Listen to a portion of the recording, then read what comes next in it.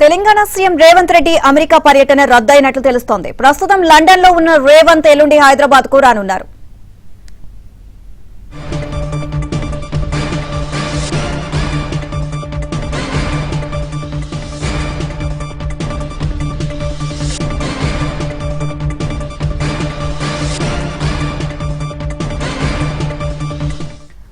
ఇదే అంశానికి సంబంధించి మరిన్ని అప్డేట్స్ మా కరెస్పాండెంట్ నర్సింగ్రావు అడిగి తెలుసుకుందాం. నర్సింగ్రావు, రేవంత్ రెడ్డి అమెరికా పర్యటన రద్దయినట్లుగా తెలుస్తోంది, దీనికి కారణాలేంటి?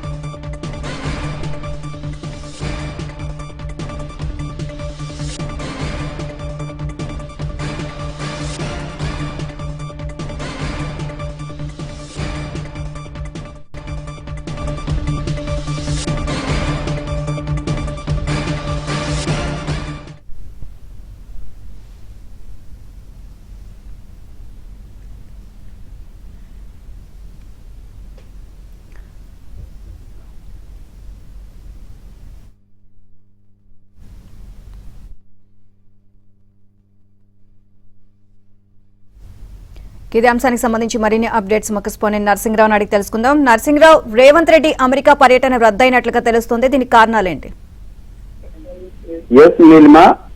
వాస్తవానికి విదేశీ పర్యటనలో ప్రస్తుతం రేవంత్ రెడ్డి ఉన్నారు.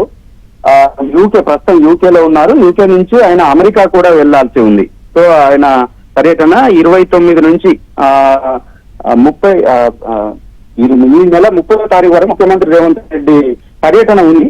19వ తేదీ నుంచి.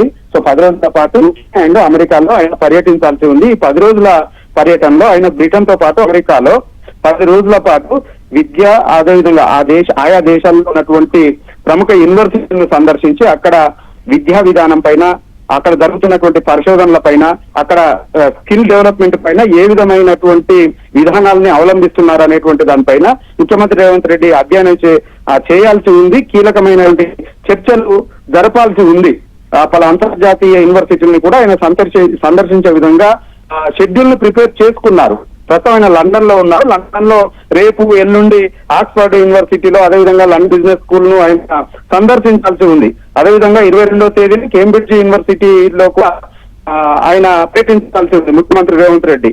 ఇక 23వ తేదీ వరకు లండన్ లోనే పర్యటించి 23వ తేదీన లండన్ నుంచి అమెరికా బోస్టన్ కు వెళ్లాల్సి ఉంది.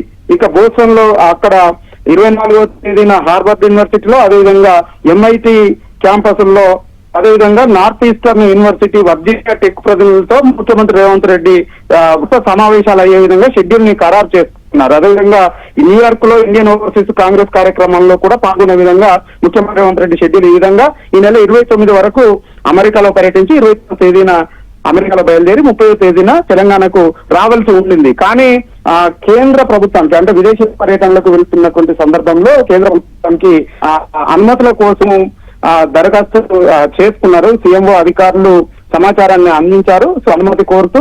సో అయితే యూకే పర్యటనకు సంబంధించి అనుమతి లభించింది, కానీ అమెరికా పర్యటనకు సంబంధించి అనుమతి లభించినటువంటి నేపథ్యంలోనే ఈ పర్యటన రద్దు చేసుకున్నట్లుగా సీఎంఓ కార్యాలయం ప్రకటన విడుదల చేసింది.